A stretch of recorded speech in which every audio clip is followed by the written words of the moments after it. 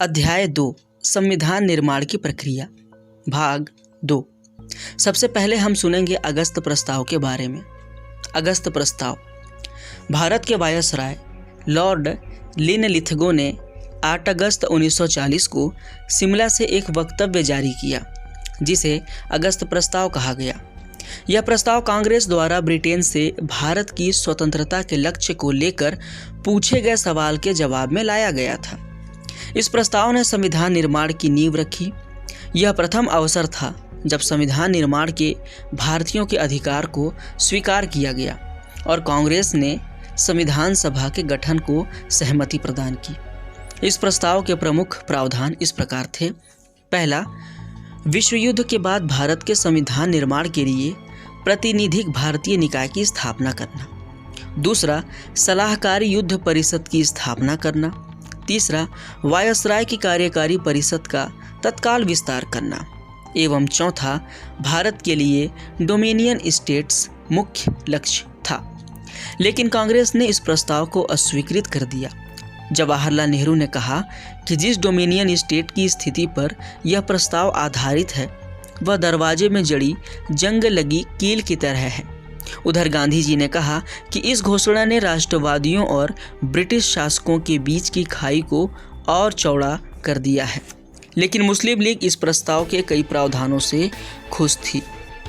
अब हम सुनेंगे संविधान सभा की समितियां एवं उनके अध्यक्षों के बारे में।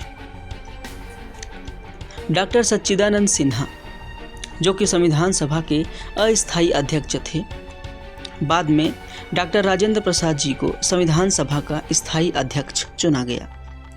नियम समिति के अध्यक्ष डॉक्टर राजेंद्र प्रसाद, संघ समिति के अध्यक्ष पंडित जवाहरलाल नेहरू, संघ संविधान समिति के अध्यक्ष पंडित जवाहरलाल नेहरू, प्रांतीय संविधान समिति के अध्यक्ष सरदार वल्लभ भाई पटेल, संचालन समिति के अध्यक्ष डॉक्टर राजेंद्र प्रसाद, राष्ट्रीय ध्वज तदर्थ समिति के अध्यक्ष डॉक्टर राजेंद्र प्रसाद, प्रारूप समिति के अध्यक्ष डॉक्टर भीमराव अंबेडकर, संविधान के प्रारूप की विशेष जांच समिति के अध्यक्ष अल्लादी कृष्णा स्वामी अय्यर, झंडा समिति के अध्यक्ष जेबी कृपलानी, राज्य समिति के अध्यक्ष पंडित जवाहरलाल नेहरू, सर्वोच्च न्यायालय समिति के अध्यक्ष एस वारदाचार्यार, मौलिक अधिकार अल्पसंख्यक एवं जनजातीय परामर्श समिति के अध्यक्ष सरदार वल्लभ भाई पटेल, प्रत्यय समिति के अध्यक्ष अल्लादी कृष्णा स्वामी अय्यर, वित्त व स्टाफ समिति के अध्यक्ष डॉक्टर राजेंद्र प्रसाद,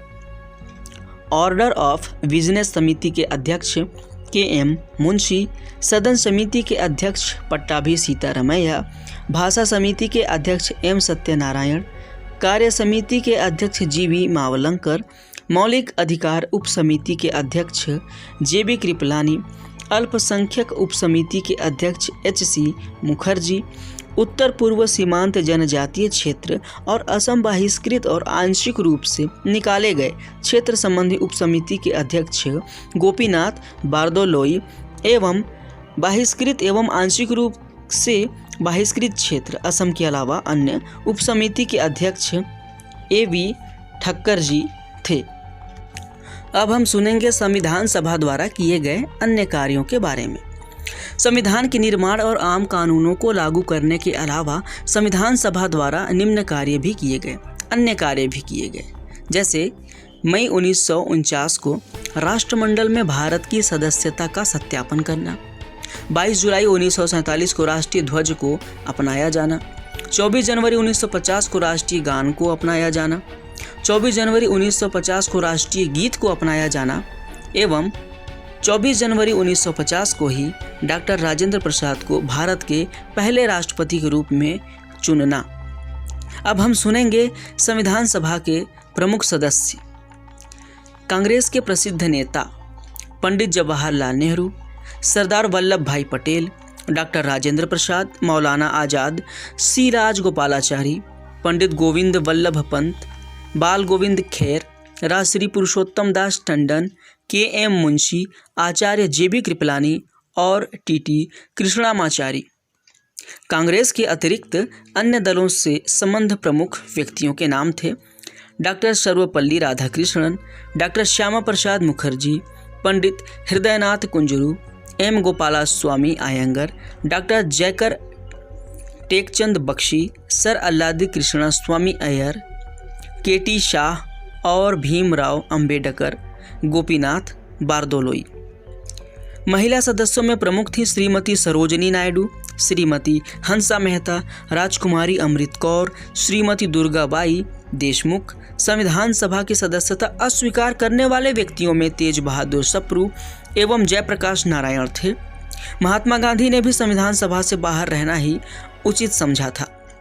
संविधान सभा में डॉक्टर BR अंबेडकर का निर्वाचन पश्चिम बंगाल से हुआ था, जहां मुस्लिम लीग की सत्ता थी। संविधान की प्रमुख विशेषताएं। भारतीय संविधान वृहद रूप में लिखित संविधान है। भारतीय संविधान संसदीय प्रभुत्व और न्यायिक सर्वोच्चता में अभूतपूर्व सामंजस्य बनाए रखता है।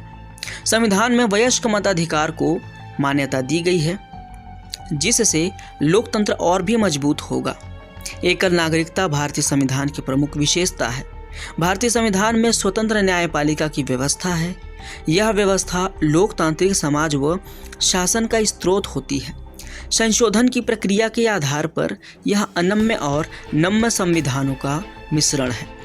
संविधान कानून के मूलभूत सिद्धांतों के अनुरूप व्याख्यायित होता है, जैसे विधि का शासन, नैसर्गिक न्याय आदि।